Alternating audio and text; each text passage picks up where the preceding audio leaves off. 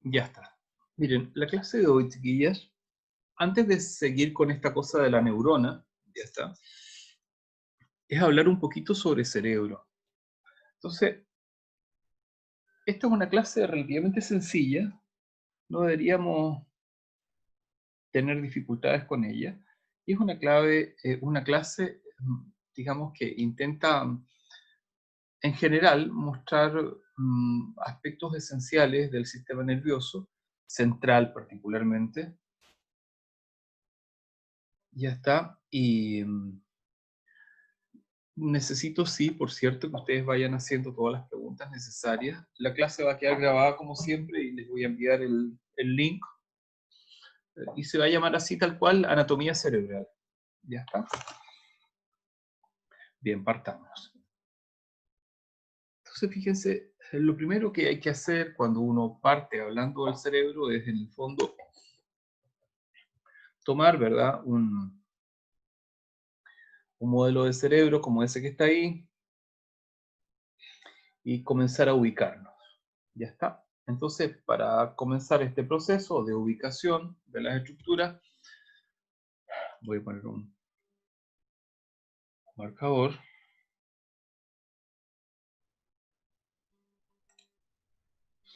Lo primero es decir que el cerebro tiene una zona anterior,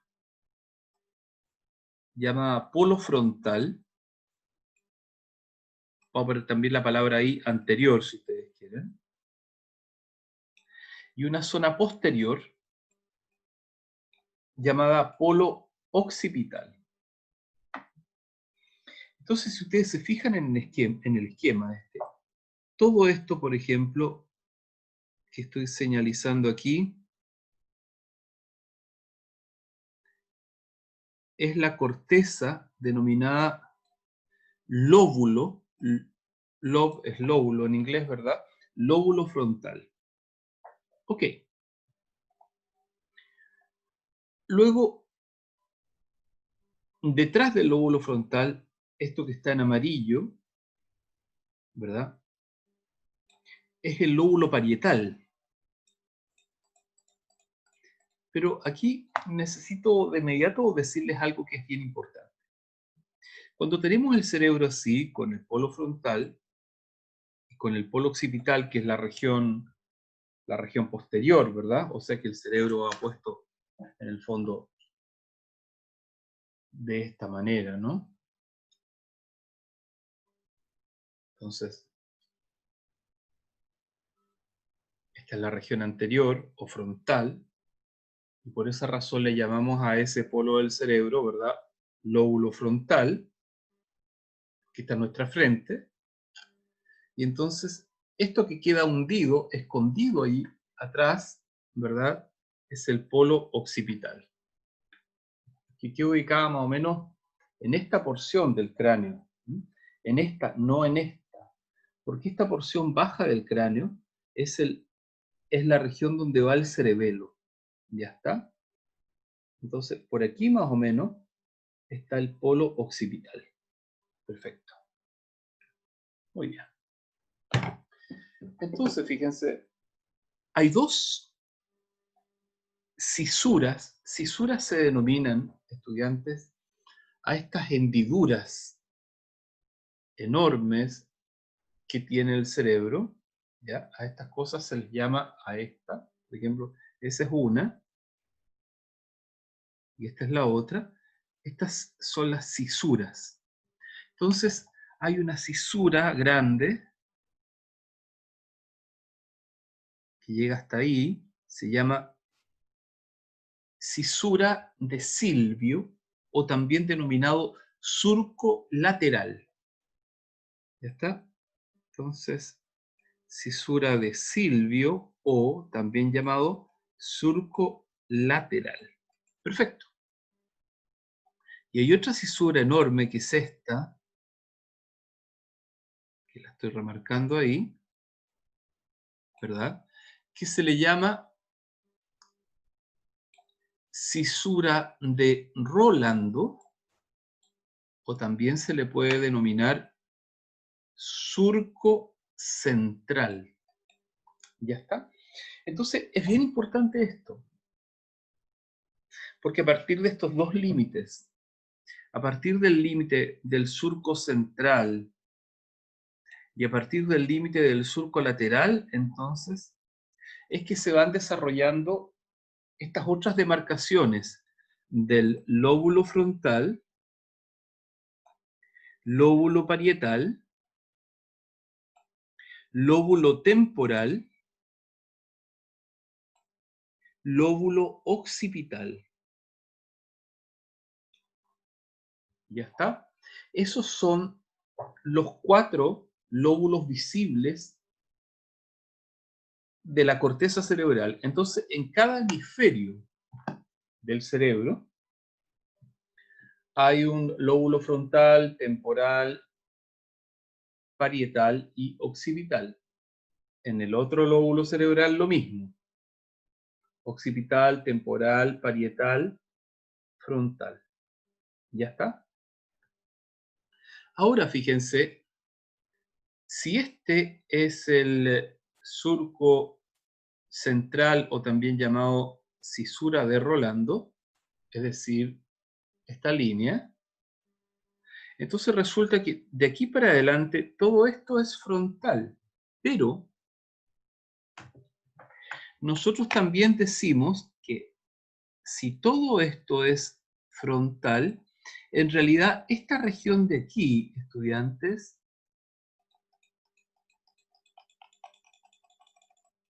también la denominamos nosotros corteza prefrontal. En inglés, ¿verdad? Prefrontal cortex, PFC, corteza prefrontal. ¿Está? Esas son nomenclaturas tremendamente importantes que ustedes tienen que ir activando sus cerebros, no las deben olvidar, ¿ya está? Por ningún motivo. Entonces, insisto, ¿verdad? Lóbulo frontal, adelante, lóbulo parietal en amarillo, lóbulo occipital ahí en color rosa, lóbulo temporal en color verde. Esto que está aquí abajo es el cerebelo, este cerebelo, esta es la protuberancia, esto es el bulbo raquídeo, y esto que ya va a terminar aquí al final es la médula espinal. O sea, esa porción, ¿no? O sea, protuberancia, bulbo raquídeo, médula espinal. ¿Y desde cuándo se empieza a llamar médula espinal, digamos?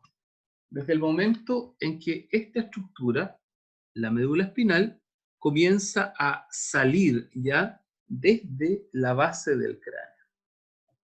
¿Ya? Necesito otro cráneo, vuelvo a enseñar.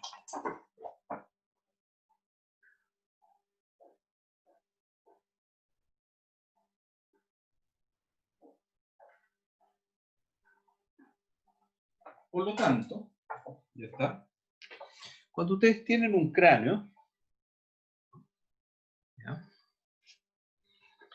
Uno dice, bueno, este cráneo, ¿verdad? También tiene más o menos los mismos órdenes de lobulación. O sea, si ustedes se fijan ahí, hay una sutura, lo que significa que esta es la porción frontal, ahí está la porción parietal, esa es la porción temporal aproximadamente, ¿verdad? Y aquí, en ese punto, ¿lo ven? Que hay un puntito un poco más sobresaliente, ahí. Se fijan que hay una sutura ahí que tiene esa forma. Esta es la porción occipital. ¿Y qué está en esta cámara inferior? El cerebelo. ¿Ya está? Y entonces por la base de este cráneo, ¿verdad? Está el foramen magnum, o foramen magnum, por donde sale, ¿verdad? La médula espinal del sujeto. ¿Ya está? ¿Hay preguntas? ¿Profe? ¿Sí? Ah. Dale nomás. Ya. Lo que está al lado del cerebelo, donde dice P, ¿qué palabra era? Protuberancia y bulbo raquídeo. Gracias. Profe, ahí donde está el lóbulo occipital, ¿hay otro surco, no? Surco ¿Dónde está el principal, lóbulo? creo. Ese surco de ahí. ¿Sí? Sí, ¿Sí? exactamente. Ah, ya, ya. Es un surco occipital. Se llama surco occipital transversal. Lo vamos a ver en otra figura. Ya. Entonces, es interesante de todas formas, a propósito que preguntas por eso, decir que este surco que está aquí, que es la cisura de Silvio, termina hasta aquí nomás. ¿Ah? Después hay una supuesta división ahí, pero es una división funcional. No es que haya un surco que se prolongue hacia el lóbulo occipital. ¿Ok? Ya está. Profe, ¿Sí? cuando empezaron a investigar sobre el cerebro, ¿usaron los surcos para dividirlos en parte o no? Exactamente. Ah, ya. Exactamente. Voy a ir a la siguiente diapositiva. En la siguiente diapositiva, chicas, se aprecia algo bien interesante. Y es algo interesante, es que, si ustedes se fijan, miren aquí, ¿verdad? Donde está esa región,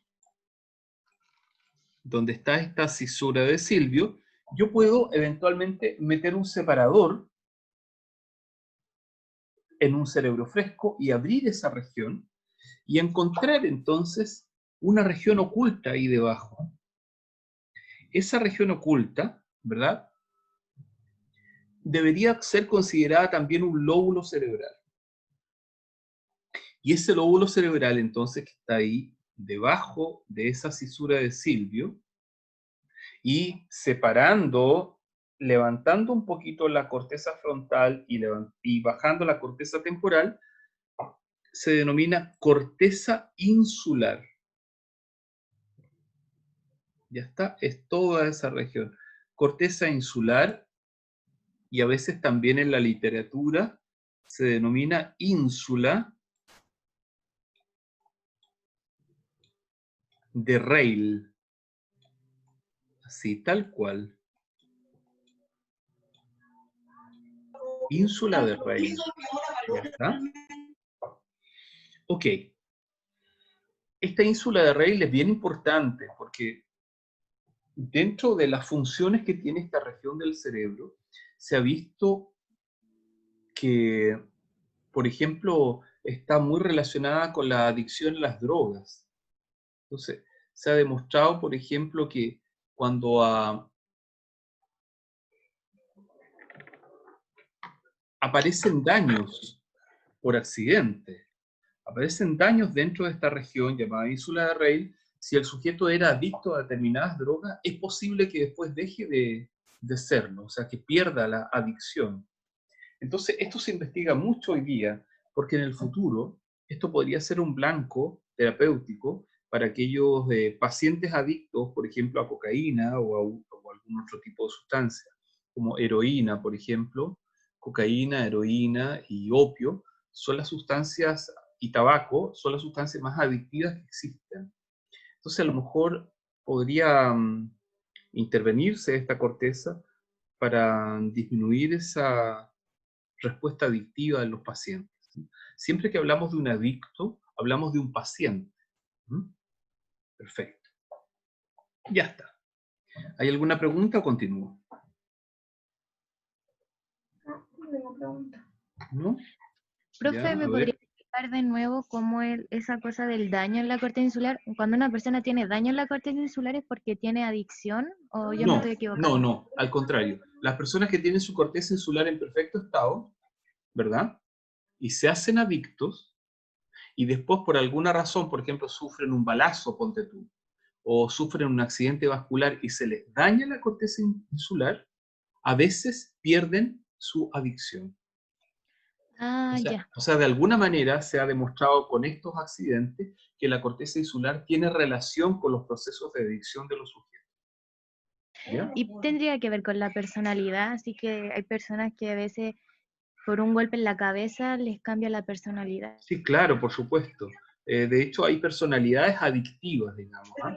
Hay sobre todo sujetos que tienen trastornos borderline, y que tienen calificativo de desorden de personalidad, extremadamente narcisistas, qué sé yo, con poca empatía, en general son candidatos a ser adictos, y en Chile fundamentalmente una de las drogas más baratas que existe es la cocaína, aunque todo el mundo piensa que es cara, pero es barata para lo que cuestan las drogas en general en el mundo.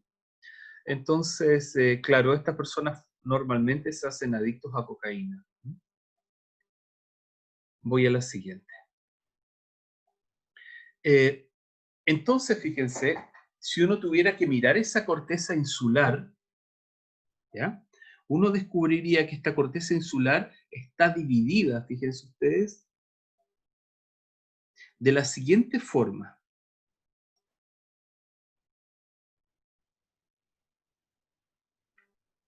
Eso es más o menos lo que estamos mostrando ahí, ¿ya está? Esa línea, por ejemplo, ¿verdad? Es esa línea, ¿ya? Ahí. No, perdón, es esa línea de ahí, perdón, es esa línea. Y esta línea de aquí es esa que está ahí. Entonces, si usted, esa línea de aquí, por lo tanto, es esa y la de atrás. Entonces nosotros decimos que la corteza insular tiene surcos y giros. Me explico, ¿qué es un surco y qué es un giro? Vámonos con esta figura, por ejemplo. Ese surco que está aquí es la cisura de Rolando, también llamado surco central. Entonces, si este es un surco, lo que está al lado del surco, que sería esto, esta cosa como levantada, ¿ya? Eso es un giro. Entonces, si aquí hay un surco, aquí hay otro giro, por ejemplo. Ese giro que está como levantado. ¿Se fijan? Perfecto. Entonces, la corteza insular, ¿verdad? Tiene surcos y giros. Tiene un surco central, un surco postcentral, un surco precentral, ya está. Y eso define de inmediato tres regiones importantes.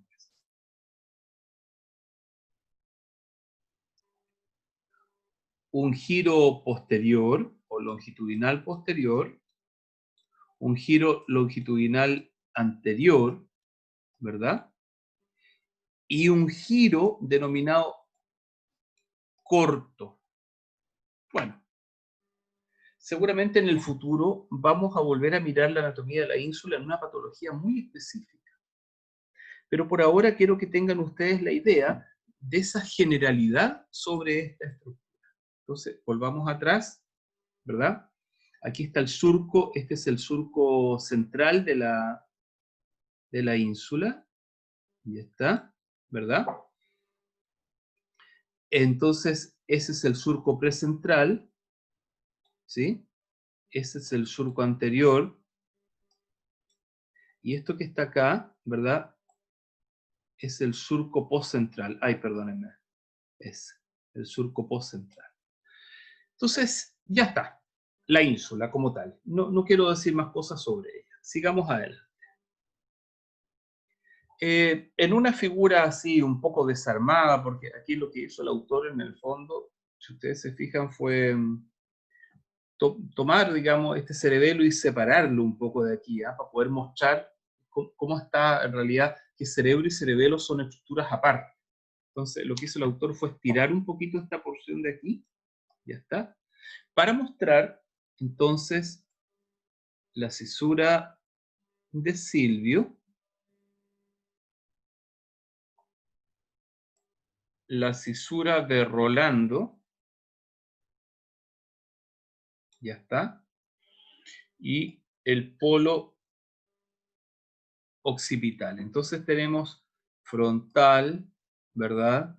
Temporal, parietal, occipital. Eso es en la generalidad. Hay otros detalles todavía que se pueden dar al respecto. Esta estructura de aquí es el cerebelo. Esto es la protuberancia o puente. Esta porción más gordita que está ahí, eso, el bulbo raquídeo, que también se le puede llamar médula oblongata o médula oblonga. Y luego esta porción que ya sale del orificio del cráneo, es decir, del foramen magnum, ¿verdad? Que se denomina médula espinal. Perfecto. Entonces, un segundo, me falta un modelo.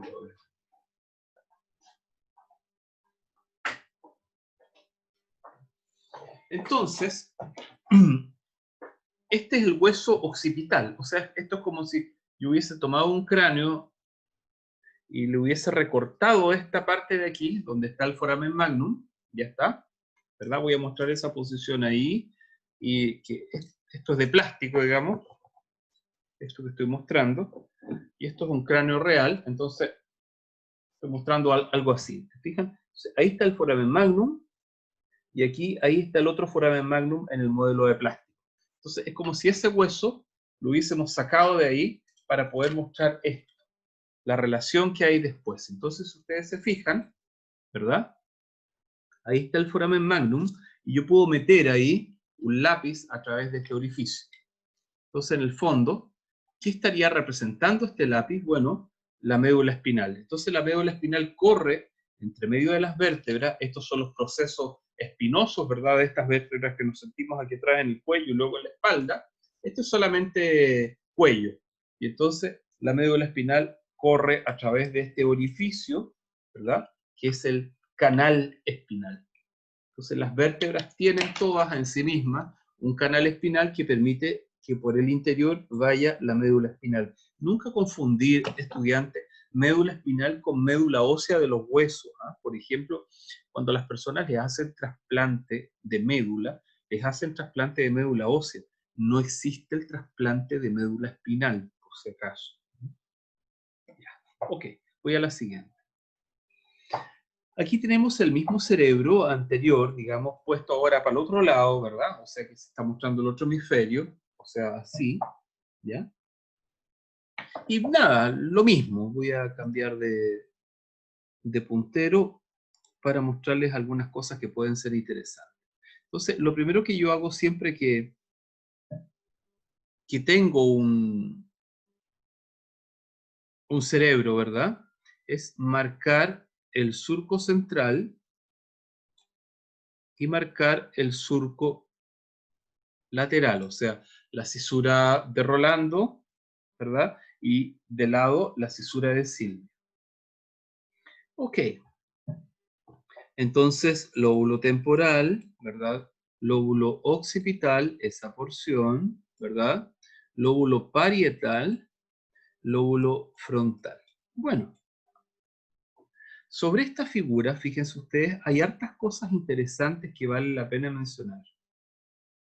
Por ejemplo,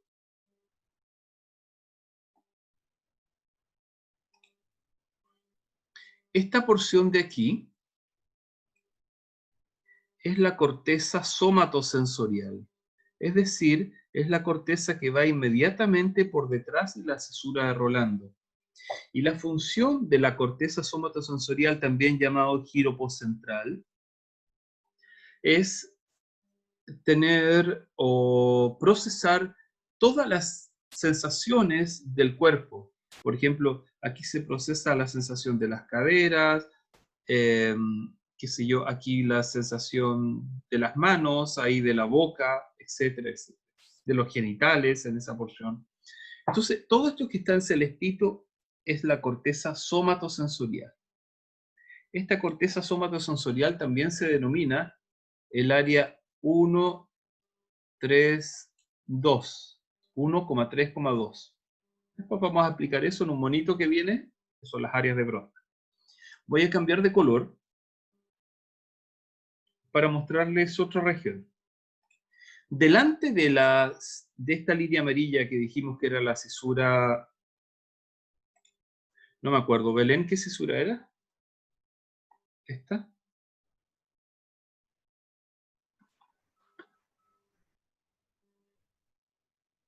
Belén, te estoy oyendo.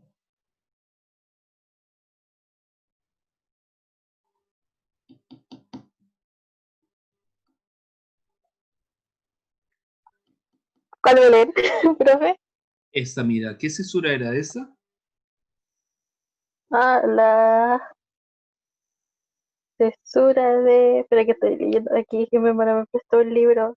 Empieza con R. Ronaldo.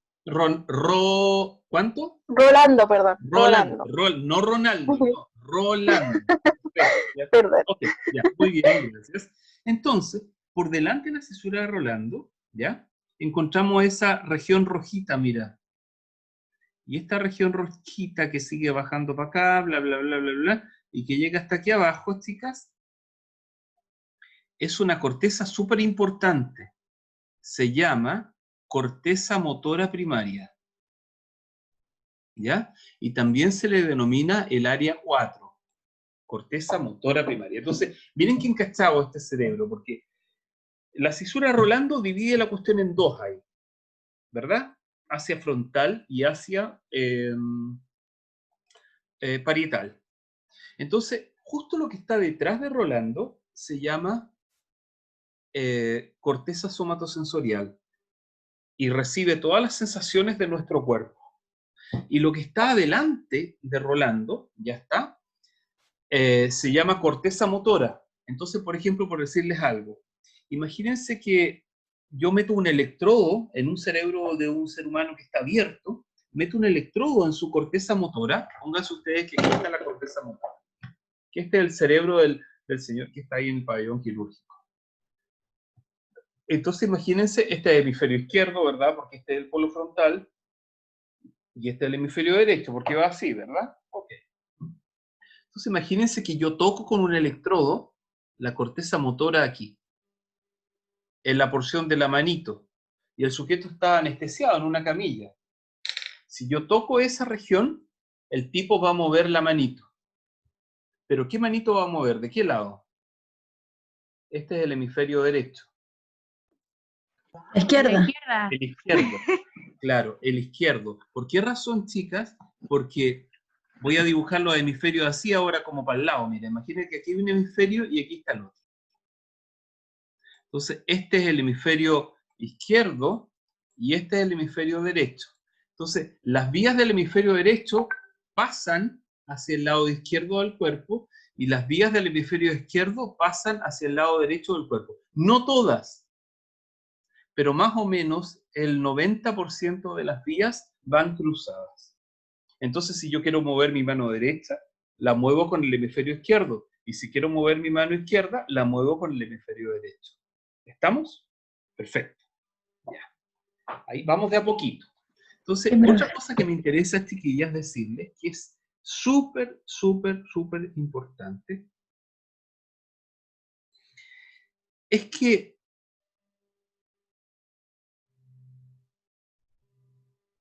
estas son dos de las tantas cortezas. Otra corteza súper importante que va aquí, chicas, es esta, mira. Hay una corteza aquí, así, que se llama corteza 17, otra que se llama corteza 18, y otra que se llama, esta de aquí, corteza 19. Y estas tres cortezas, chicas, participan en el procesamiento visual. Entonces, cuando una persona va a ver algo, lo que sea que esté mirando, estas cortezas 17, 18 y 19 se activan.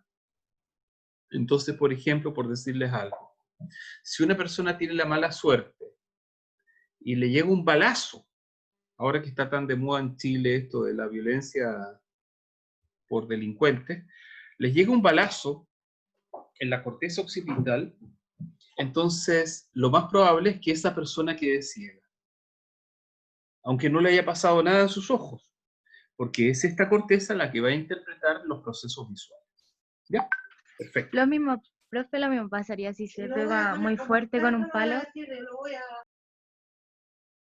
Por supuesto que sí. Les voy a contar una historia bien, o sea, verídica. Yo conozco un señor que tiene discapacidad visual, que es no vidente. ¿Y qué le pasó? Una vez estaba chico y estaba parado arriba de una piscina con unos amiguitos y se resbaló y se golpeó la cabeza, así de esta forma. Por ejemplo, ahí está su cabecita, entonces le iba cayendo y se golpeó ahí, con el borde de la piscina, y perdió el conocimiento. Entonces se le produjo una hemorragia en esta región y entonces quedó ciego para el resto de su vida. ¿Ya está? Eso fue como entre los 14 o los 17 años por ahí. Ok, voy a la siguiente. Ahora fíjense. No, me faltan otras cosas, perdónenme, voy a volver aquí un poquito. Entonces fíjense que en esta región, aquí no se ve tan bien el esquema porque está como medio desplazado un poco el esquema. Pero fíjense que aquí en esta región se produce algo bien interesante. Yo voy a tratar de dibujar un triángulo aquí, miren, así. Entonces, así tal cual, un triángulo en ángulo recto. Entonces voy a decir que a todo este triángulo recto, de ángulo recto, le vamos a llamar opérculo frontal. Después de nuevo lo voy a volver a mirar, opérculo frontal. Entonces, este opérculo frontal contiene una región, chicas, muy importante, que es, como quien dice, el área del lenguaje hablado. En neurofisiología le llamamos a esta región la corteza de Broca. Algunos le dicen Broca, yo le digo Broca, que es Jean-Paul Broca. Parece que Jean-Paul Broca como que no suena. Jean-Paul Broca suena.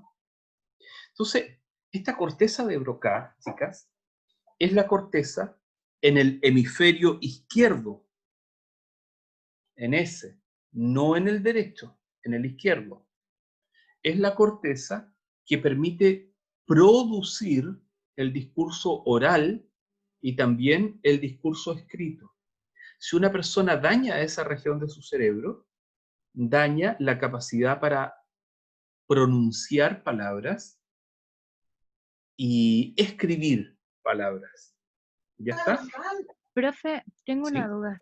Dime. No entendí muy bien que la corteza de Broca solamente se encuentra en el hemisferio izquierdo, no en el Exacto. derecho. No en el O derecho. sea, que ese ángulo de 90 grados solo está en el hemisferio izquierdo. Está en el hemisferio izquierdo. En el hemisferio derecho no hay un verdadero ángulo. Mira, aquí está este famoso, aquí se nota súper bien el famoso ángulo del hemisferio izquierdo, mira. Porque aquí está el ángulo imaginario, digamos, y luego va para acá, mira. ¿Te fijas que hay como una raya ahí? Y esa raya llega así, hacia arriba. Tienes que imaginártelo un poquito. Ese ángulo de hemisferio izquierdo no está aquí en el derecho. No existe ese mismo pliegue en el derecho. Ya ¿Ya? entendí. Y ese pliegue del hemisferio izquierdo entonces se llama corteza de Broca, porque fue Jean-Paul Broca el que mediante unas investigaciones con unos pacientes, dos pacientes, un paciente que tuvo una especie de infección cerebral y otro paciente que tuvo una herida, entonces él descubrió que estas personas tenían un gran detalle, no podían hablar.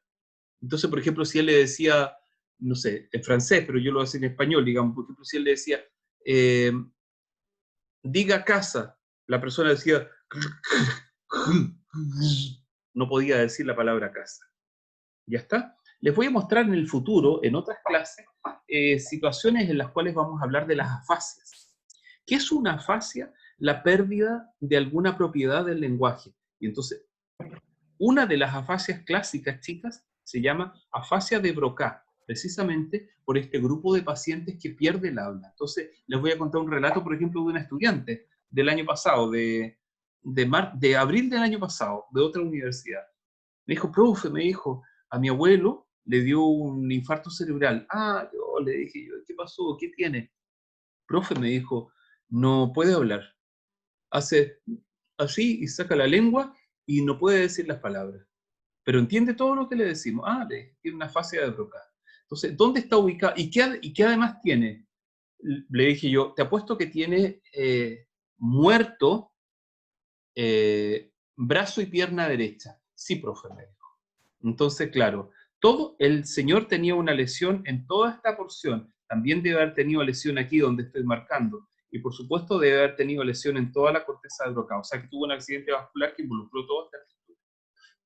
Entonces el señor no se podía mover por el lado derecho, podía mover el lado izquierdo, pero no el derecho, y había perdido la capacidad para establecer el discurso. ¿Se fija? Sí, profe, entonces el área de Broca, cuando está dañado, no puede ni hablar ni entender No, no no puede hablar, pueden sí puede hablar ni entender. Sí, escribir, no puede claro, hablar ni claro. escribir, pero puede El área entender. de, el área de Wernicke es todo lo contrario, El área de Wernicke, sí. Lo vamos a de Wernicke. pronunciar, la W la vamos a pronunciar como una V nomás, así como Ya, sí, una E, Wernicke, una ya. V tirando para F, así, Wernicke, así como fuerte. Estos Wernicke. son capaces de escribir y leer, pero no de entender. ¿Algo así? Mira, son capaces de hablar, ¿Mm? pero muchas veces no entienden lo que dicen, o sea, Ah, ¿entiendes? sí, Pero como que escribe, pero no entiende ni siquiera claro, lo que y escriben. escriben unas Sí, sí, rayas, sí, pueden escribir hojas y hojas, y uno tiene idea claro. qué diablos están escribiendo. Exacto. ¿Ese ¿Ya área está está? cerca de la de Broca o No, no? el área de Wernicke está aquí, mira. Esta es el área auditiva primaria, que tiene dos regiones así. Y el área de Wernicke es una región que voy a marcar en puntitos, mira. Es todo esto que estoy marcando en puntitos hasta aquí. Ya, también está Exactamente hasta aquí. en el hemisferio izquierdo. Y está también el hemisferio izquierdo, pero en el polo temporal. Temporoparietal, porque en realidad el área de Ay, Wernicke llega hasta como, un pedacito aquí del lóbulo sí, parietal. está como en el sector de audición. Exactamente, porque precisamente Sí, uno de los detalles de estos pacientes es que no entienden las instrucciones, claro, precisamente porque no pueden descifrar el discurso. claro. Qué encachado, ¿ah? Igual que Sí, interesante. interesante. ¿Sí? Me interesa mucho el cerebro. Es muy interesante. Y es bueno esto que yo les esté mostrando cerebro así también, porque si Que- les hablo de neurón y de circuitos y no sé qué, ustedes van a decir, bueno, profe, ¿y cuándo vamos a estudiar el cerebro? O sea, al final, o sea, entonces vamos a ir así, como haciendo paralelo, de modo que ustedes ¿Sabe? aprendan una cosa celular y una cosa también anatómica y una cosa de patología. Dime. No le iba a contar mi historia de cuando usted estaba contando la historia del golpe que tuvo su amigo acá atrás ¿Sí? A mí me pasó algo similar. Yo nunca había ocupado anteojos hasta hace 5 años atrás en primero medio. Fue por un golpe que tuve también en la zona occipital. Occipital. Sí, y quedé bien jodida de la vista. Tengo como Así, cuatro como y tanto que no veo en el ojo derecho. claro. Súper mal. Y bueno, el oftalmólogo me dijo que yo debería operarme 25 años más tardar porque mi cerebro igual como que se va a ir remodelando, algo así, se va a ir acostumbrando a esta nueva, no sé, algo así me explicaba. Tengo que esperar Claro. porque se va desarrollando, que se va madurando quizás. Claro, claro, porque el cerebro es plástico, entonces cuando hay una entrada de circuito que está mal diseñada, el cerebro se va adaptando a esa entrada de circuito y va haciendo una plasticidad. Y si tú Ya. corriges de alguna manera esta entrada, el cerebro vuelve a desarrollar una plasticidad nueva, digamos, que permita adaptarse a esa Mm, nueva situación. Claro. Profe, ¿Mm? interesante. ¿cómo se ¿Sí? llamaba? ¿Cuál era la función que hacía la corteza de Bernoulli? ¿Cómo era? Wernicke, se escribe Wernicke. así, mira. Se escribe, No, no sale en este esquema, ¿cierto? no, Así, no. Wernicke, CK, Wernicke, así. Y eso provoca que la persona lo que haga, lo que diga y escriba no lo entienda. Claro, mira, te la voy a marcar en el esquema bien para que ¿Sí? tengas claro dónde está. Mira, en verde la voy a marcar. Es todo esto que estoy marcando en verde. Todo esto es el área de Wernicke. Ahí, hasta ahí. ¿Ya? Sí. Y Perfecto. el otro era la área Y el de otro es la de Broca, que está aquí adelante. Broca. Claro. ¿Ya? Ya. ¿Sí? Perfecto. Listo. Entonces, solamente les quiero decir que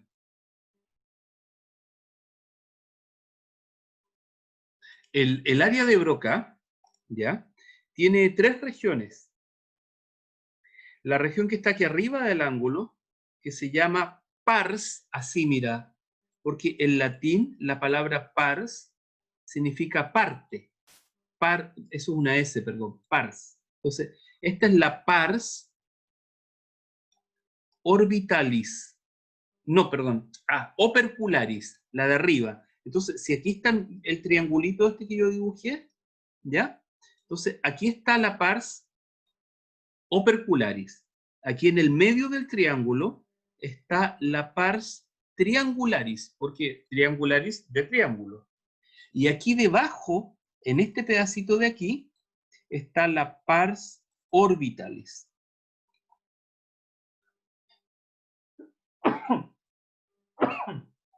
Ya está, repito.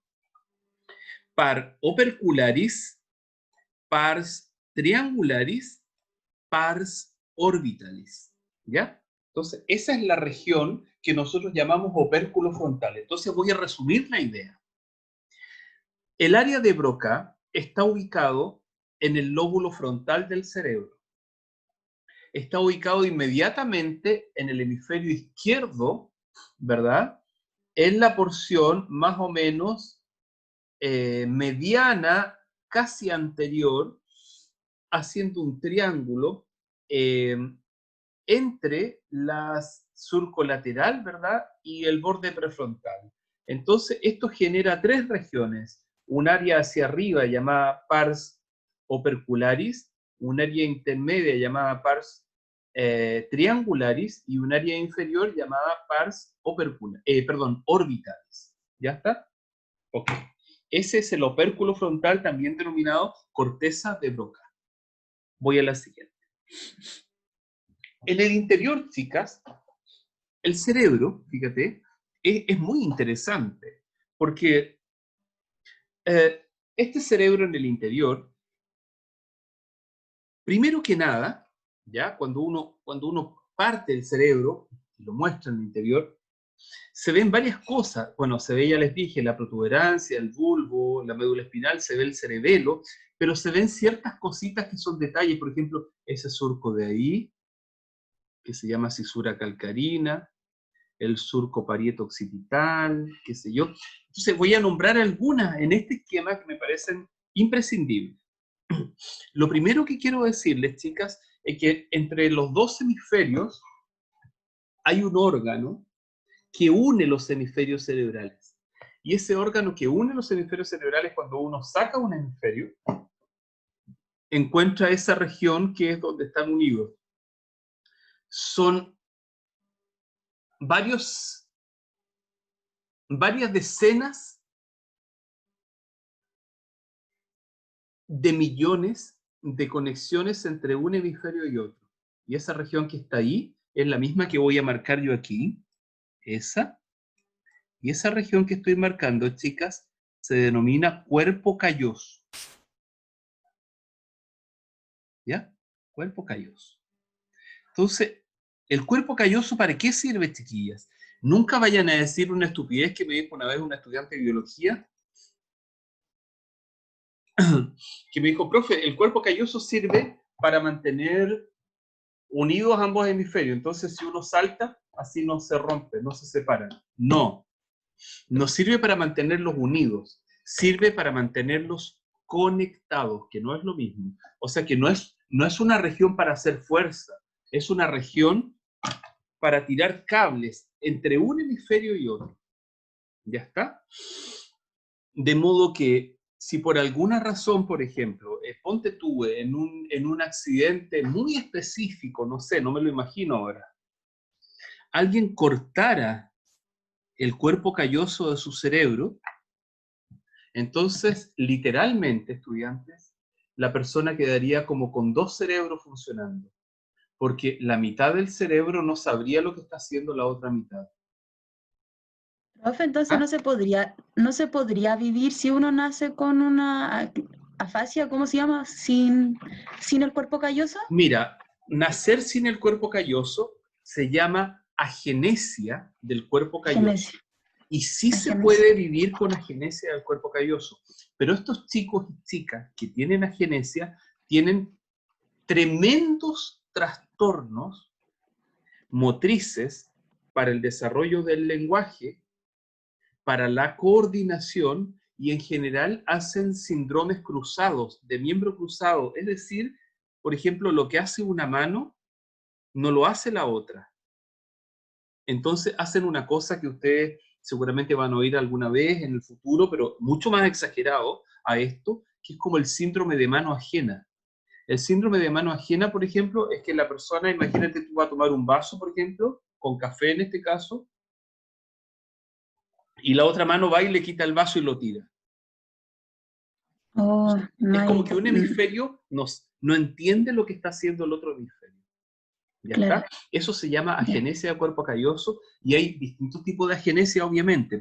Unos chiquitos que solamente tienen un trocito que no se produce, que puede ser el trozo anterior, otros que tienen un trocito del trozo posterior que no se produce, o de la zona central. Entonces, dependiendo también de qué parte del cuerpo calloso es el que no se desarrolló, es también cuáles son las conexiones que se pierden. ¿Ya está?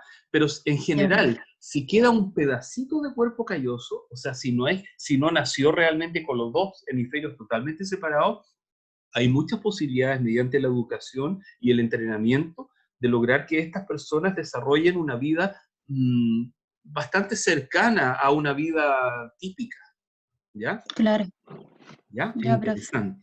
Y también les quiero comentar una cosa anecdótica. Ustedes recuerden que la palabra anécdota no es algo divertido. Anécdota es como cuando tú agregas una historia a tu contenido. Entonces, una cosa anecdótica es que hay un tipo especial de pacientes que hacen algunas epilepsias que son realmente incontrolables. Es decir, que tú le das difenilidantoína, o sea, fenitoína sódica, o carbamazepina, o fenobarbital, o qué sé yo, otra gabapentina, en fin, y no logran mejorar de su epilepsia. No logran. Entonces lo que hace eso con estas personas es que se les corta un pedacito de cuerpo calloso. Entonces, como los dos hemisferios cerebrales quedan un poquito incomunicados, cuando en un hemisferio empieza a producirse el foco de epilepsia, por ejemplo, ponte que se empieza a producir aquí.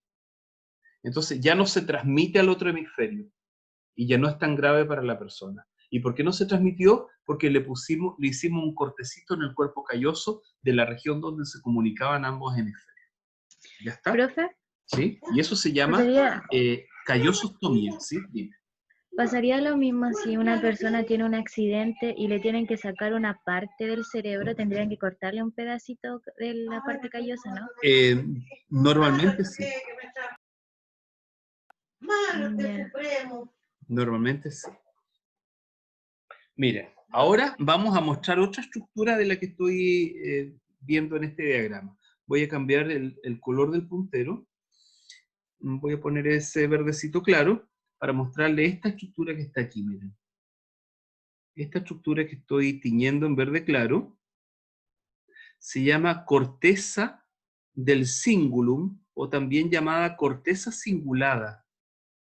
Es una corteza súper interesante, estudiante, porque esta corteza es la que permite, como quien dice, la primera relación que tienen las regiones más bajas del cerebro, más subcorticales, con el resto de la corteza cerebral. Entonces, esta región se llama giro cingulado, ¿ya? Entonces, hay un giro cingulado anterior, ¿verdad? Y hay un giro cingulado posterior, y aquí no dice no dice en el esquema, pero y hay un giro cingulado ventral. Entonces, a este que está de la mitad para abajo se le llama giro cingulado ventral, y al que está hacia arriba en general se le llama giro cingulado dorsal. Entonces, giro cingulado ventral, giro cingulado dorsal. ¿Ya está? También a esta parte giro dorsal anterior, giro, ¿verdad? Es cingulado posterior. Entonces, este es el cuerpo calloso. Entonces, ahí debajito del cuerpo calloso está esa cosita con ese pirulito. Esa cosita con el pirulito es el tálamo. Y esta porción que está aquí abajo del tálamo es el hipotálamo. Y esa cosita que está colgando ahí es la glándula hipófisis. Entonces, aquí el tálamo y esta región que se llama también mesencéfalo, pasan muchas cosas aquí importantes que tienen que ver con nuestras emociones. Entonces, esas cosas que pasan aquí se disparan a la corteza cingulada, y esta corteza cingulada dispara estas señales a distintas cortezas del cerebro, de modo que nuestras emociones van teniendo expresión en las regiones prefrontales y en otras regiones del cerebro. ¿Ya está? Por esa razón la corteza cingulada es tan importante. Cuando una persona, por ejemplo, tiene una lesión en la corteza cingulada por un accidente vascular encefálico, por ejemplo, sufre una enfermedad muy curiosa llamada, voy a poner una pluma, llamada alexitimia. ¿Y qué es la alexitimia? La alexitimia es la incapacidad para dar cuenta, para reconocer, para entender tus propias emociones. ¿Ya está? Es muy interesante. Entonces, nosotros procesamos, ¿ya? De una manera muy básica nuestras emociones en este giro cingulado. Entonces, si este giro cingulado hace ese primer procesamiento, después esas emociones pasan hacia las cortezas prefrontales, y en las cortezas prefrontales esas emociones son interpretadas y permiten que nosotros tomemos decisiones después. Por ejemplo, siempre les cuento esta historia a mis estudiantes. Por ejemplo, imagínate que dices, oye, mira, tengo 2 plumones negros y no sé cuál comprar, ponte tú. Entonces, bueno, mira, este plumón raya mejor, por ejemplo, porque no sé qué, voy a inventar estupideces. Pero este plumón me gusta más porque es redondito y porque no sé qué. Entonces, al final, ¿cuándo uno toma una decisión? Cuando tus emociones te dicen, este es el que me gusta. No necesariamente uno toma las decisiones por la razón, sino que muchas veces lo hace por su emoción. Ya está, este me gustó, este lo tomo, me lo quedo porque me gusta cómo se siente o cómo se ve. Entonces, estudiantes, es interesante que sigamos con esta idea, en el sentido de que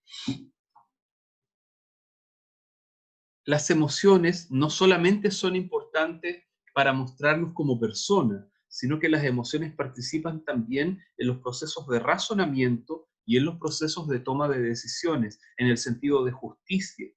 En una serie de funciones, por ejemplo, ¿a qué le voy a poner yo atención en algo cuando estoy en el campo, no sé, o en una plaza, o en un mall, no sé?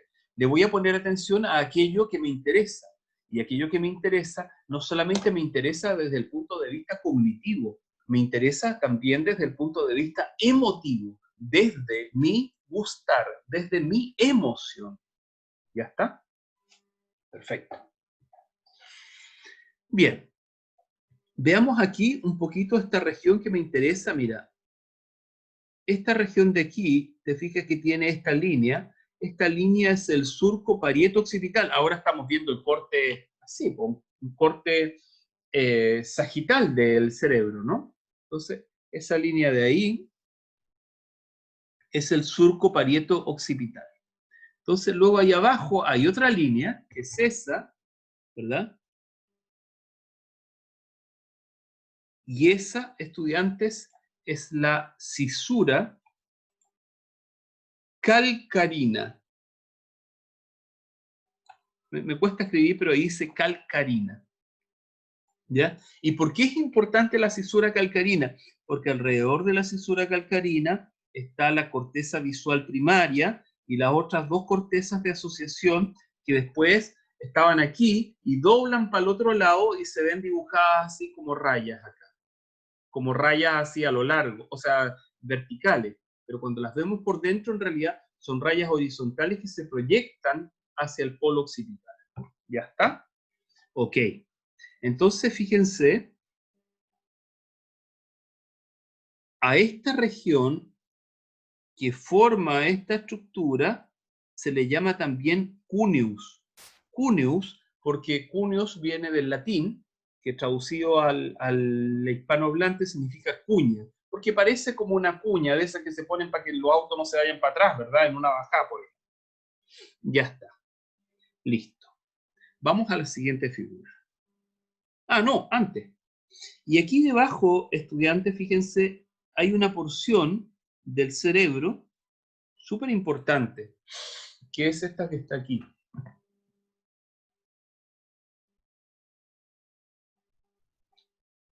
Esa porción de ahí. Este es el bulbo olfatorio, ¿verdad? El bulbo olfatorio, ese es el nervio óptico y ese es el quiasma óptico, esa cruz que está ahí. Entonces, voy a indicar con lápiz. Quiasma óptico, esa cosa como una X, ¿verdad? Esos son los nervios ópticos. Y esas cintillas delgaditas son las cintillas olfatorias y bulbo olfatorio. Bulbo es esa puntita, y esa de ahí, la cintilla olfatoria, o sea, el nervio olfatorio.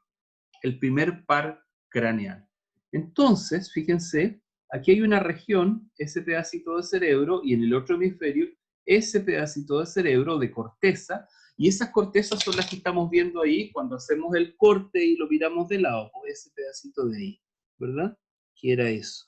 Entonces, ese pedacito de corteza es la corteza orbitofrontal. Esta corteza orbitofrontal es súper importante, estudiantes, porque es la que regula en nosotros el control inhibitorio de nuestros actos. O sea, por ejemplo, imagínense lo siguiente. Ustedes están cociendo fideos y toman una cuchara de metal y quieren sacar un tallarín, no sé, para ver si está cocido, y se les resbala la cuchara. Imagínense que se les resbala la cuchara y van a meter la mano dentro de la olla hirviendo para sacarla. Nadie lo hace, ¿verdad? O sea, casi nadie. A lo mejor una persona que sea adicta a la cocaína por muchos años podría hacerlo y quemarse estúpidamente. Porque la cocaína daña, entre otras cosas, esta corteza cerebral, bloqueando el control inhibitorio. Entonces, los pacientes que son consumidores de cocaína normalmente tienen muchas dificultades para controlar sus actos. Esa es la razón por la cual se meten en tantos problemas y en general son sujetos violentos y peligrosos. Yo, desde mi perspectiva, pensaría que los consumidores de cocaína deberían estar todos hospitalizados en centros psiquiátricos. No deberían compartir con las personas. Son sujetos peligrosos, sujetos más bien psicotizados por el uso y abuso de esta sustancia. ¿Ya está? Entonces, fíjense, volviendo al punto, la corteza orbitofrontal permite el control inhibitorio. Voy a la siguiente diapositiva. Esto es el cerebro visto desde abajo, entonces, ¿verdad? O sea que en el fondo estamos viendo esto así. Ahí está, justamente esa es la imagen, ¿no? Ay, me quedó. Entonces, ¿qué vemos en esta imagen? En esta imagen vemos varias cosas interesantes. Voy a poner un punterito, un color para ir marcando. Por ejemplo, ¿verdad? Vemos aquí. Ay, quería ponerlo con. Deme un segundo, con destacador.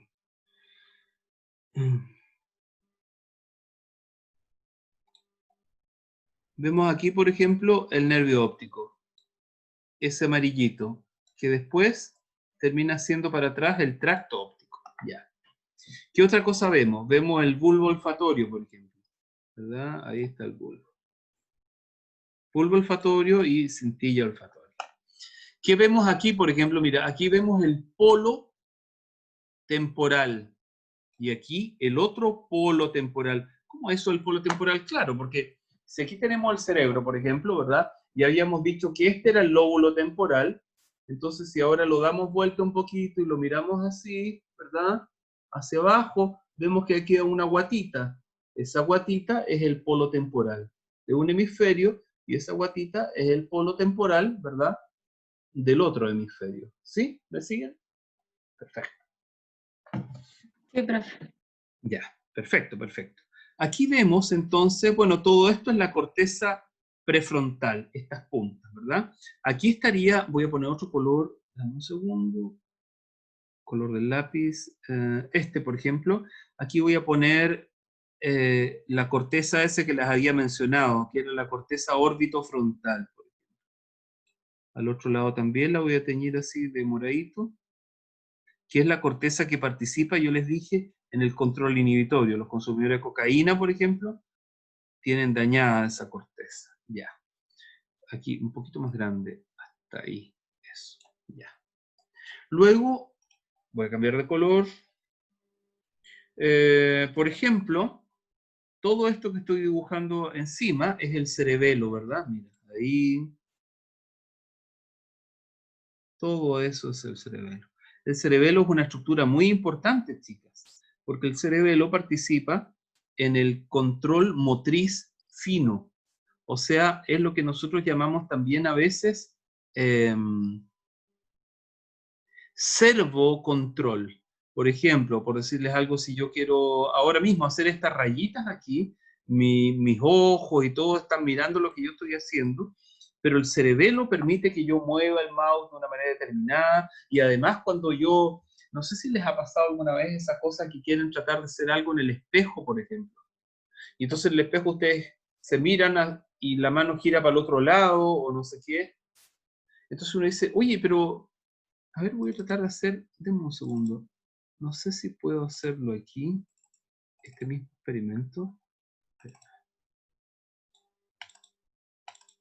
Ah, no, en fin, voy a perder el tiempo. Pero si tú colocas una imagen al revés y quieres hacer algo al derecho, como que tu cerebro no funciona porque lo que está viendo en la imagen es al revés de lo que tú haces. Entonces, eso genera una distorsión rara. ¿Y quién se encarga de regular esa función? Bueno, el cerebelo. O sea, el cerebelo siempre es como el que comanda las reacciones motrices finas. ¿Ya está?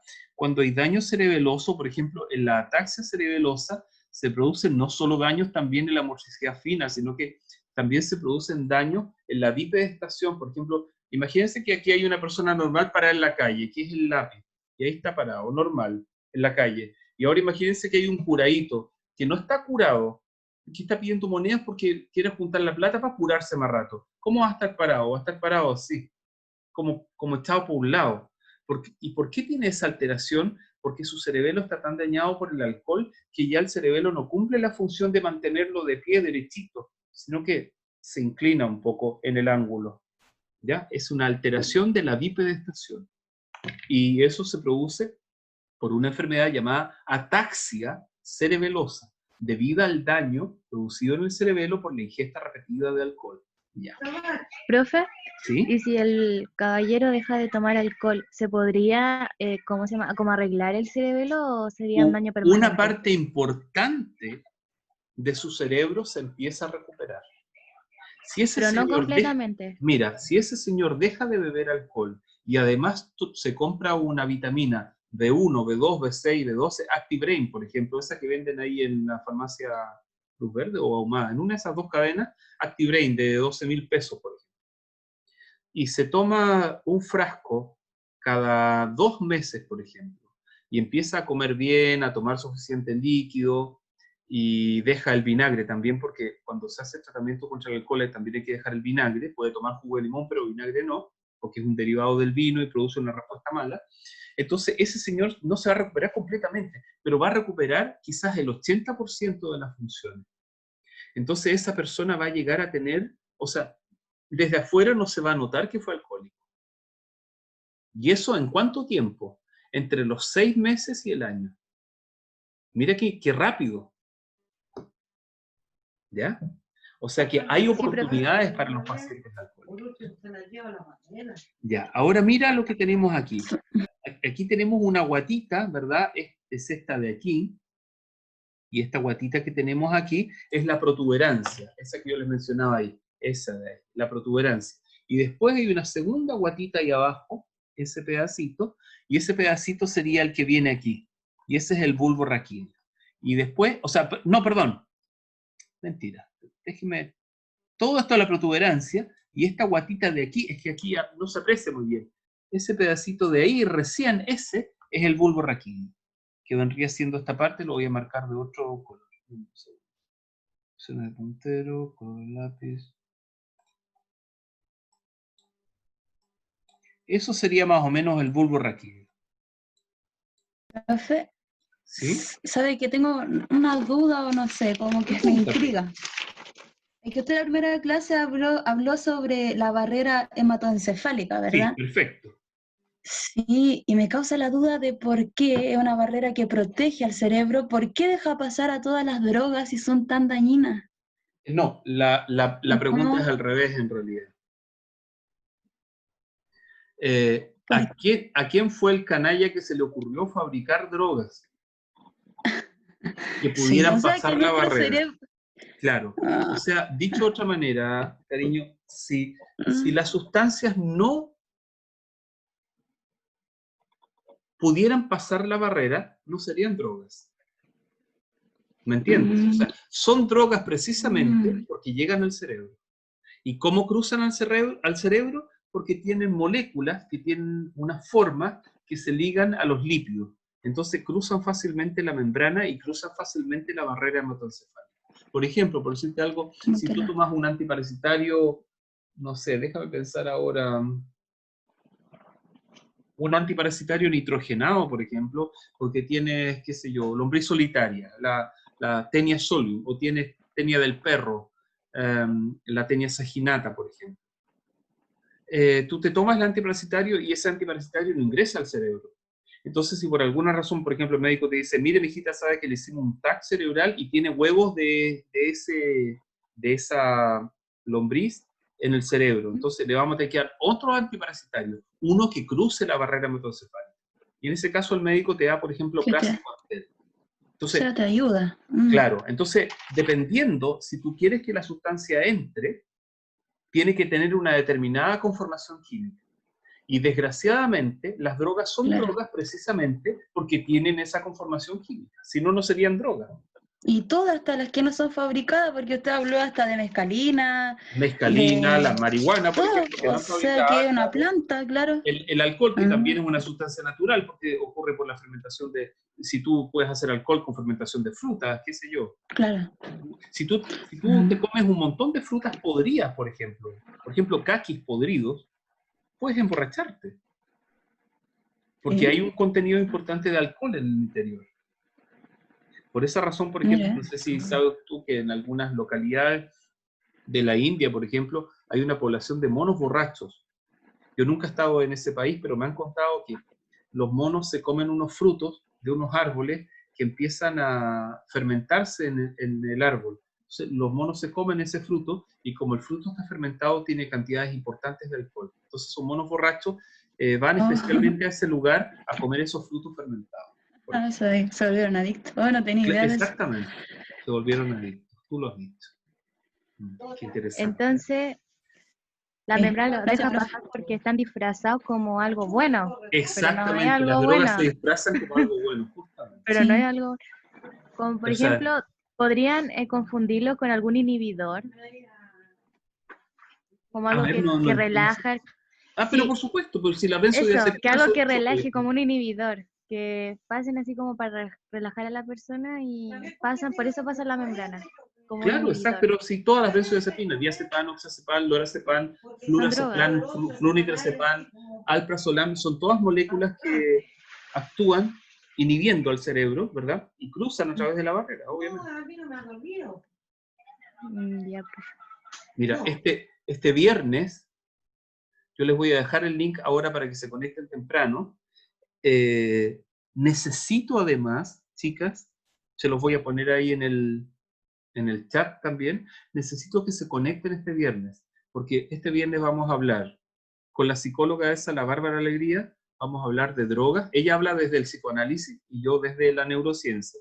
Vamos a hablar de marihuana, cocaína y benzodiazepinas, o sea, clonazepam, que es la que más típicamente se usa. Entonces yo voy a mencionar los aspectos neurológicos y ella los aspectos psicoanalíticos. ¿Ya? Es a las 5 de la tarde y va a ser entre las 5 y las 6 de la tarde más o menos el viernes. Es como un conversatorio, como una charla. Entonces un pedazo lo da ella y el otro pedazo lo doy yo. ¿Ya está? Y no es que me gustaría que estuvieran, es que esos son contenidos que nosotros también vamos a revisar, entonces sería una ventaja para ustedes que lo estuvieran antes. ¿No?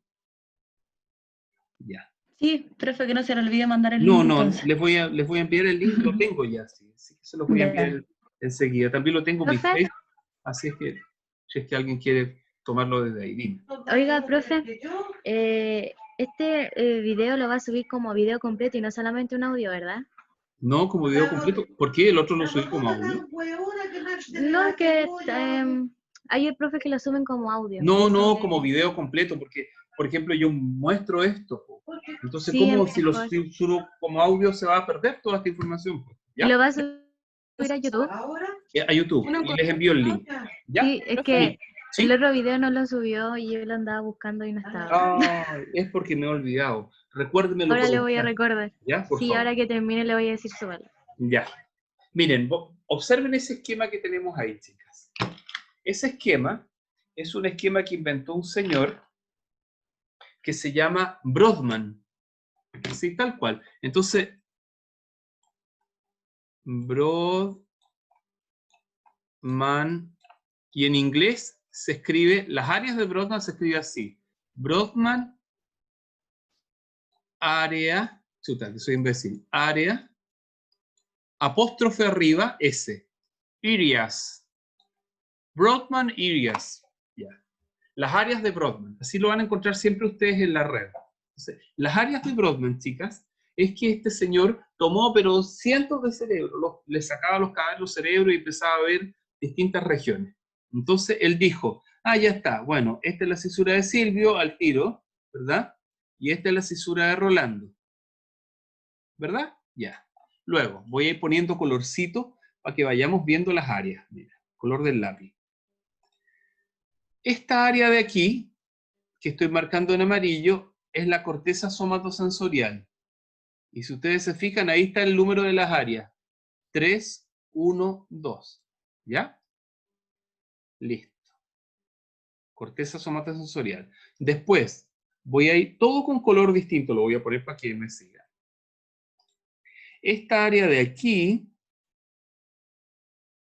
y la que viene hasta ahí es el área 41 y 42. No sé dónde dice 42, ahí. Se fijan que la flechita va hasta ahí. 41 y 42. Esa es el área auditiva primaria. Después, otro color. S. Esta área de aquí, chicas, que en realidad ahora se sabe que es hasta aquí. Brodmann no lo sabía muy bien esto, pero hasta aquí más o menos. Porque esto lo hizo hace rato también. Es el área 22, que no sé dónde está. Ahí está. El área 22. ¿Ya? No es tan adelante, es un poquito más arriba, hasta ahí, ¿no? El área 22. ¿Ya? Después, otra área. Color del lápiz, el rojito. Voy a poner ese porque ese estamos viendo. Esta área 4, ¿se acuerdan que les dije al principio? Que es eso, hasta ahí y hasta ahí. Esa área 4, chicas, o sea, esa es el área motora primaria. ¿Ya? Todo esto ustedes tienen que volver a estudiar, lo que sé yo. Corteza motora primaria, ya está. Después, opciones de puntero, color, S. Esta área de aquí, por ejemplo, el área 6, se divide en dos regiones en realidad.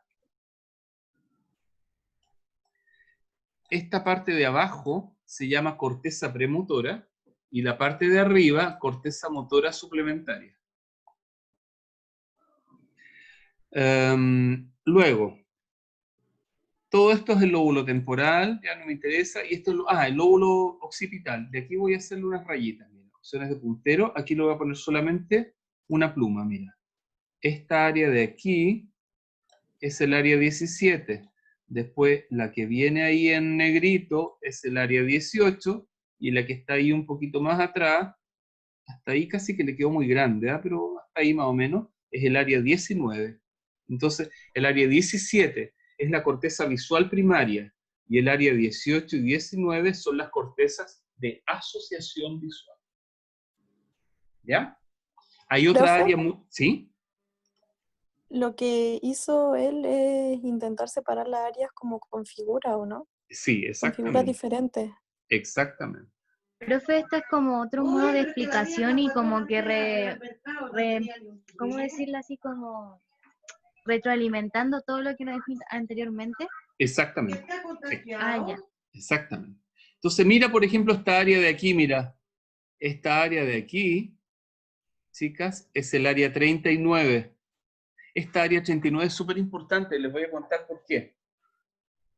Porque cuando los chicos aprenden a leer, por ejemplo, reciben la información de la corteza occipital.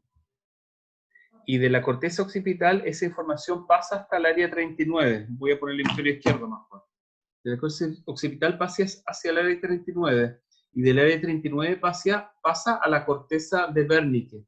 Y de la corteza de Wernicke se pega la vuelta y pasa a la corteza de Broca. Y en la corteza de Broca, por ejemplo, el niño copia lo que está leyendo. Entonces, en el fondo la información pasa de aquí, del área 17, hasta el área 39. Entonces los chicos que tienen una lesión en el área 39, por ejemplo, hacen un cuadro asociado a la alexia, es decir, a la pérdida de las capacidades visuoconstructivas para poder entender las palabras, desde la perspectiva simbólica de las letras y la ubicación espacio-temporal de las letras. Mira qué interesante. Otro caso, por ejemplo, interesante es esta área que está aquí, mira.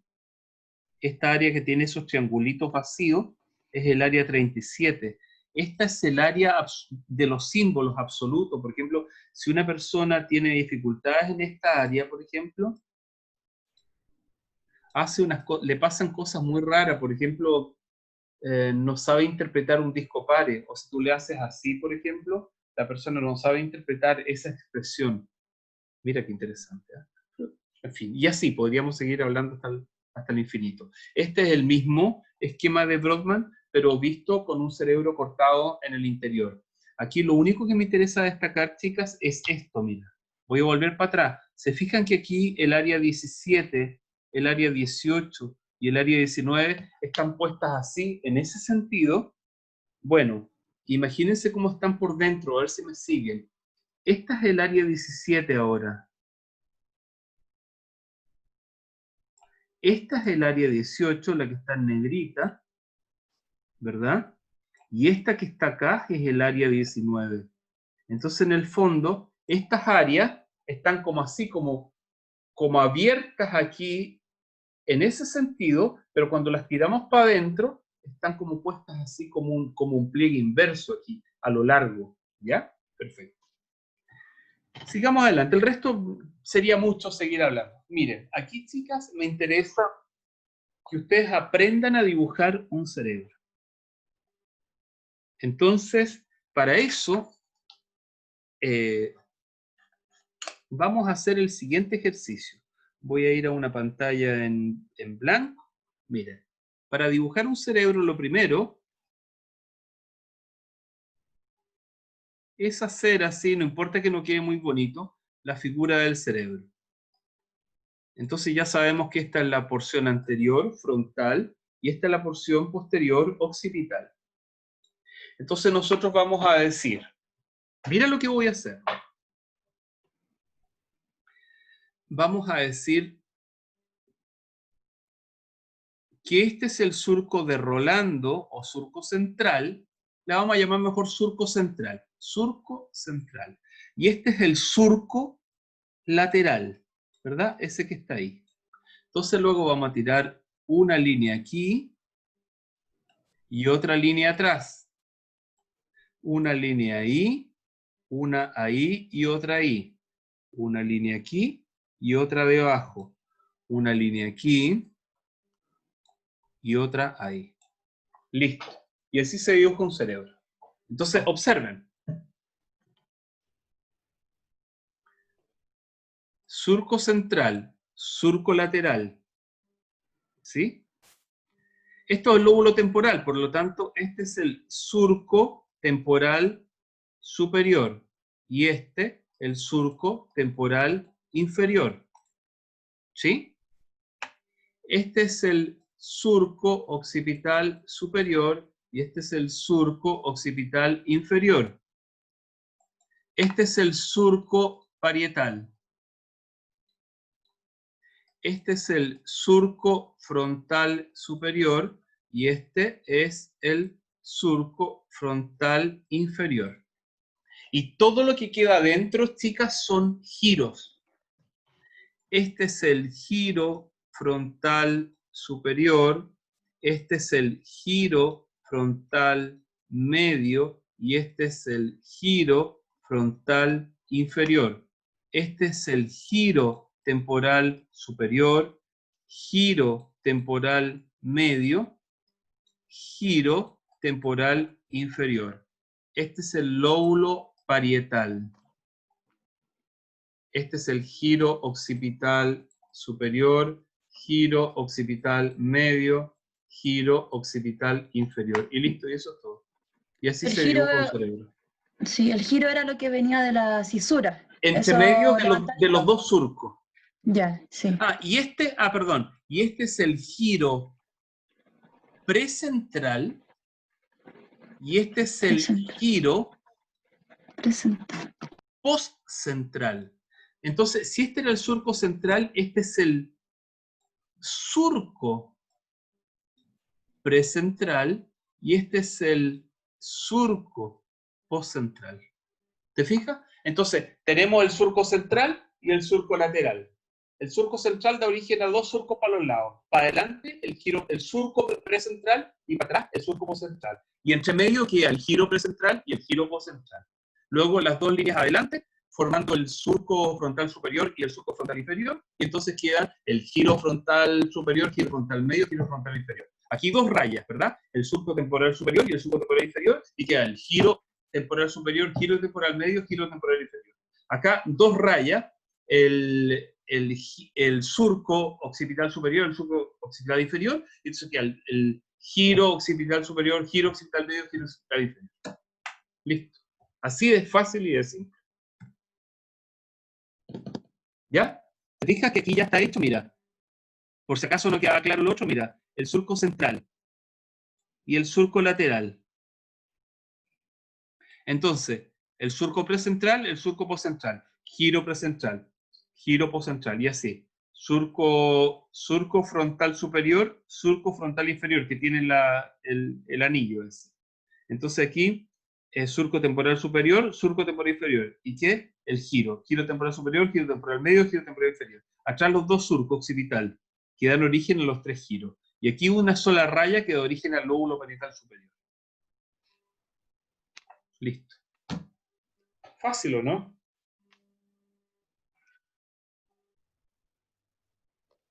Facilito, profe. O sea, chiquilla, la verdad no es tan difícil. Sí, yo sé que así como votado tampoco es, pero no es tan difícil. O sea, para la gente que anda por ahí, que no tiene idea de nada, oye, es como una manera súper rápida de ir entendiendo cómo es la anatomía de este órgano. Aquí estamos con cosas. Ya. Espérenme, chiquillas, déjenme ver la hora. Son las 16:33. Pues no nos queda tanto. Ya. Mira. Esta es la misma cuestión, pero por dentro. Esta figura en realidad no me interesa tanto como la otra, ¿eh? Por si acá, pero aquí está el surco central, ¿se fijan? Aquí no aparece el surco lateral porque estaría tapado por ahí debajo. Entonces aquí aparece el giro cingulado, que es ese que yo les dije, que era importante para las emociones, ¿verdad? Que termina ahí arriba en el par marginali. Aquí aparece el cuneo, ¿se acuerdan que les dije que había una cuña? Que esta cuña la formaba en el fondo la cisura calcarina, ¿verdad? Y el surco parieto occipital. Entonces, este es importante, el surco parieto occipital por dentro, en el corte, y la cisura calcarina. Y la cisura calcarina es importante porque les dije que alrededor de esta cisura calcarina, ¿verdad?, está la corteza visual primaria y la corteza 18 y la corteza 19, que después al otro lado, vuelvo a insistir, 17, 18 y 19. O sea, aquí adentro se ven a lo largo y por acá se ven así partidas en ese sentido. Ya está. Esto es el tálamo. Del tálamo vamos a hablar mucho un día de esto. Es súper importante. Y aquí abajo está la cara interna. Mira, es que aquí como que no se aprecia bien porque esto está como escondido, pero está la cara interna del lóbulo temporal. Ahí está exagerado un poco para que lo podamos ver, pero en un cerebro de verdad no se aprecia, se ve apenas ese cachito. ¿Ya? Ok, listo. Y esto desde abajo, ¿ya? Desde abajo no me interesa tanto este esquema. Fundamentalmente quizás lo más importante sería que ustedes reconocieran que ahí está el quiasma óptico, que es esa forma como de X que hay ahí, ¿verdad? Y que aquí están los lóbulos occipitales, quizás. Profe, disculpe, ¿cómo se llama? ¿Piatma? Quiasma. ¿Óptico? Quiasma óptico, así mira. Quiasma. Ya. Quiasma óptico. ¿Ya? Ya, profe, gracias. Perfecto. Ya no, el resto no me interesa tanto, esa parte anatómica no me interesa tanto. Listo. Ahí quedamos. ¡Oh, excelente! ¡Qué bueno! Súper. Súper, súper. Entonces, en el fondo, chiquillas, esta era una presentación breve, como ustedes ven, sobre la anatomía del cerebro. No de todo el sistema nervioso, sino que solo sobre el cerebro. Para que vayamos un poco teniendo un discurso más profesional, un lenguaje más técnico, ¿verdad? Y vayamos de poquito, entendiendo. Ahora sí, ya que me dijeron, profe, no envió la guía, pucha, desgraciadamente no me acordé, tengo tantas cosas en la cabeza, pero ahora esperemos que pueda yo, se las voy a enviar ahora para que la tengan, ¿no? Le voy a recordar que suba los videos. Ya, también, por favor, sí, porfa. Porque yo estaba buscando el de la clase anterior en internet, en su cosa de YouTube, y ¿Ya? no estaba. Sí, yo también. Claro. Sí, recuérdenmelo, por favor, chiquillas lindas, porque, mira, tantas cosas atendiendo estudiantes por esta vía, no son ustedes solamente, entonces estamos así a tope con cosas, ¿ya? ¿Qué más? Nada más por ahora. Nos vemos el viernes. Espero Sí, que acuérdese del link. del link también, para la conferencia, eso, y nada más. Po. Ya, ustedes tienen Sí. ahora, algunas tienen taller pronto a las 5 me dijeron. Así es que les vaya bien en eso y nada. Un abrazo, cuídense Gracias, mucho. profe. Y nos Todo muy vemos. buena la clase. Gracias, Qué profe. bueno. Chao, chicas. Que estén Chao. bien, Me gustó chao. Adiós, mucho la igualmente. clase. Chao. Chao, profe, gracias. Chao, No se olviden Angelina. los videos.